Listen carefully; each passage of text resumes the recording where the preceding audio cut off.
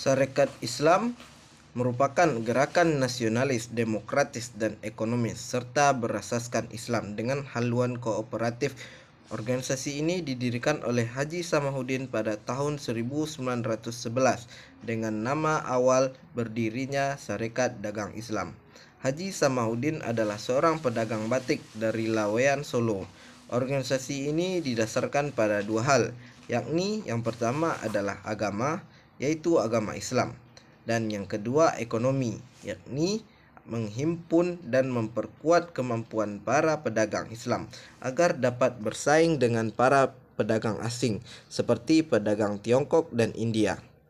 Atas dasar usul House Cokroaminoto pada 10 September 1912, kata dagang dalam STI dihilangkan sehingga menjadi Sarekat Islam. Kalau ini dimaksud agar ruang gerak organisasi tidak terbatas hanya dalam bidang perdagangan, tetapi juga dalam bidang-bidang lainnya. Nama dan visi baru ini tercermin dalam Akta Notaris tertanggal 10 September 1912. Dalam akta notaris tersebut disebutkan tujuan SI adalah sebagai berikut. Yang pertama, memajukan perdagangan. Yang kedua, membantu para anggotanya yang mengalami kesulitan dalam bidang usaha atau permodalan. Yang ketiga, memajukan kepentingan rohani dan jasmani penduduk pribumi. Dan yang keempat, memajukan kehidupan agama Islam. Pada tahun 1913, organisasi ini melaksanakan kongres pertamanya di Surabaya. Dalam kongres tersebut diputuskan hal-hal sebagai berikut. Yang pertama adalah Sarekat Islam bukan merupakan partai politik.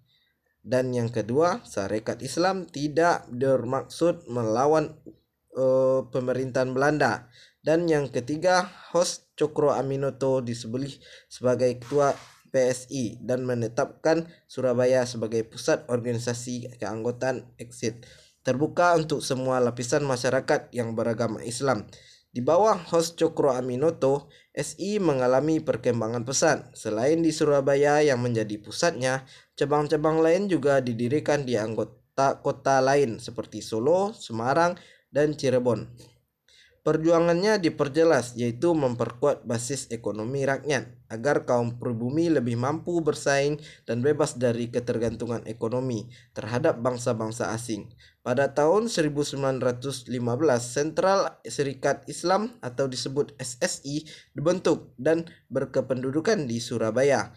SSI ini adalah badan induk yang bertugas mengkoordinasikan serta memajukan organisasi daerah atau aksi lokal.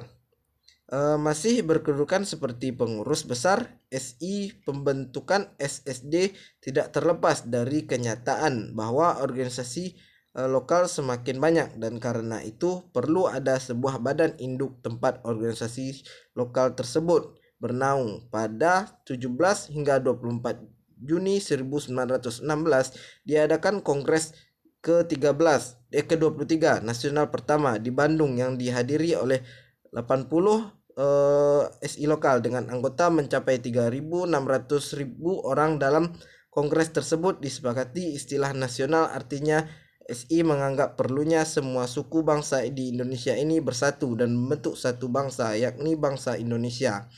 Hasil kongres ini menunjukkan SI kemudian menjadi organisasi yang berhaluan politik. Kendati dalam anggaran dasarnya partai politik, karakteristik politisnya tampak dari sikapnya. Secara terbuka, praktik-praktik ketidakadilan akibat sistem kapitalisme serta penindasan terhadap rakyat kecil yang dilakukan oleh pemerintahan kolonial. Hal inilah yang membuat SI memiliki jumlah anggota yang semakin banyak. Di sisi lain, sikap ini menimbulkan kekhawatiran pemerintah kolonial Belanda. Itu pula lah yang menjadi alasan Gubernur Jenderal Hindenburg menolak pengajuan SI sebagai anggota yang berbadan hukum, kecuali untuk SI daerah atau SI lokal. Namun, seiring berkembangnya waktu, SI pusat diberi pengakuan sebagai badan hukum pada Maret 1916. Setelah pemerintahan kolonial memperbolehkan berdirinya partai politik, SI berubah menjadi partai politik dan mengirimkan Cokro Aminoto dan Abdul Muiz sebagai wakil SI. Pada tahun 1917 di Volksraad, keduanya aktif dalam konsentrasi radikal. Sikap kritis SI terhadap praktik kapitalisme secara komitmennya memperjuangkan rakyat kecil menarik perhatian ISDV yang berhaluan Marxisme, Komunisme. Organisasi pimpinan Hank Sneflit ini kemudian menyusup ke dalam dua anggota SI yang militan dan berbakat, berhasil merekrut, yaitu Semaun dan Darsono, yang keluar dan bergabung juga Tan Malaka dan Alimin. Awalnya pimpinan SI tidak menaruh curiga karena menganggap garis dasar perjuangan SI dan ISDV sama. Dalam perkembangan selanjutnya, anggota ISDV diisi gencar melancarkan kritik terhadap SI. Mereka mengkritik sikap SI yang kooperatif terhadap pemerintahan kolonial Belanda, serta di dalam kampanye Indo-Webinar, ISDV menghendaki agar asli SI mengambil sikap non-kooperatif atau tidak bekerja sama dengan Belanda, dan dalam hal kerangka itu juga berarti SI tidak ikut mendukung Indo-Webinar. Akan dengan hadirnya ISDV muncul dalam SI yaitu sebagai nasionalis religius atau nasional keagamaan atau dikenal dengan SI Putih, dengan asas perjuangan Islam di bawah pimpinan Hos Cokro Aminoto, dan tumbuh ekonomi yang dikenal dengan nama SI Merah dengan haluan sosialis kiri komunisme di bawah pimpinan Semaun dan Darsono. Dengan menegakkan disiplin organisasi, Semaun dan semua pengurus yang berhaluan kiri kemudian dikeluarkan dari keanggotaan SI. Mereka mendirikan Perserikatan Komunis Hindia pada tahun 1920. Pada tahun 1923, Persatuan Pergerakan Kaum Buruh yang diberikan pada tahun 1919 pecah, sebagian memisahkan diri menjadi PKI. Pada tahun 1924, Perserikatan Komunis Hindia berganti menjadi nama Partai Komunis Indonesia. Dalam Kongres ke-11 pada Februari juga 23 di Madiun, Sarekat Islam mengganti namanya menjadi Partai Sarekat Islam. Pergantian nama dilakukan karena adanya anggapan bahwa ikatan dalam SI lemah. Perpecahan dalam Persatuan Pergerakan Kaum Buruh dianggap mencerminkan hal tersebut. Dalam rangka memperkuat SI, Cokro Aminoto dan Abdul Muiz berupaya mempersatukan golongan Muslim di luar Jawa. Mereka melakukan sejumlah propaganda anti pemerintahan. Keduanya dikenakan larangan perkunjungan ke daerah-daerah tersebut oleh pemerintahan kolonial Belanda.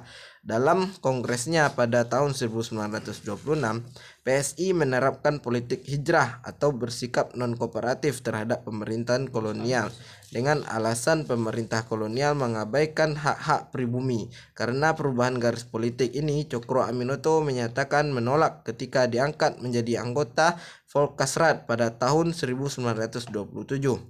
PSI berganti nama lagi menjadi Partai Sarekat Islam Indonesia pada tahun 1929 dan 1930. PSI mengalami kemerosotan akibat terbagi menjadi 3 partai: PSI Kartosuwiryo, PSI Abi Kusno, dan Partai Serikat Islam Indonesia. Perpecahan terjadi akibat perbedaan cara pandang antara anggota partai. Aktivitas partai ini terhenti sejak Jepang menduduki wilayah Indonesia. Kita ketahui bahwa Syarikat Islam adalah sebuah organisasi tertua di Republik ini. Dia lahir di tahun 1905, diawali dari Serikat Dagang Islam yang didirikan oleh Haji Saman Hudi di tahun 1905. Serikat Dagang Islam pada awalnya adalah sebuah organisasi yang menghadang monopoli dagang yang dilakukan oleh bangsa atau suku-suku Cina pada waktu itu. Kemudian di tahun 1912 dia berubah menjadi Syarikat Islam Indonesia, dan itulah untuk pertama kalinya Syarikat Islam ini dipimpin oleh Hos Cokro Aminoto. Hos Cokro Aminoto adalah seorang sosok guru bangsa yang mendidik para founding father negeri ini. Ia melahirkan tokoh-tokoh cendekiawan yang luar biasa. Sebutlah misalnya Insinyur Soekarno. Dia adalah bapak bangsa ini, presiden pertama Republik yang dididik oleh Hos Cokro Aminoto di rumahnya di Jalan Panelek, sehingga hari ini disebut dengan Rumah Panelek. Begitu juga dengan Haji Agus Salim, Alimin, Muso, kemudian Kato Suryo, Abdul Muiz, dan banyak lagi. Bahkan ada Buya Hamka yang begitu terkesan dengan Cokro Aminoto, dan begitu juga dengan Tan Malaka. Banyak tokoh-tokoh Republik ini yang bersinggungan pemikirannya, gagasan dan idenya dengan Cokro Aminoto. Syarikat Islam Indonesia adalah organisasi tua ini yang amat sulit hari ini untuk ditemukan buku-buku sejarah yang mengulas pikiran-pikiran Cokro. Dan karena itulah melalui channel YouTube ini, Cokro Sindo, kami lahirkan untuk menyampaikan gagasan, sejarah, dan bagaimana sebetulnya arah perjuangan dari perserikatan ini. Melalui channel ini kami akan mewawancarai untuk pertama kali Presiden Lajnah Tanfiziyah Syarikat Islam Indonesia, di mana dalam sesi ini kita akan mendapatkan bagaimana sejarah dari Syarikat Islam Indonesia sejak dari ia lahir, di zaman sebelum kemerdekaan, sesudah kemerdekaan, di zaman Orde Lama, Orde Baru, dan pasca reformasi. Dan kita juga akan menggali pikiran-pikiran Presiden Lajnah Tanfiziyah Syarikat Islam, bagaimana konsep ia melihat kondisi politik pada hari ini.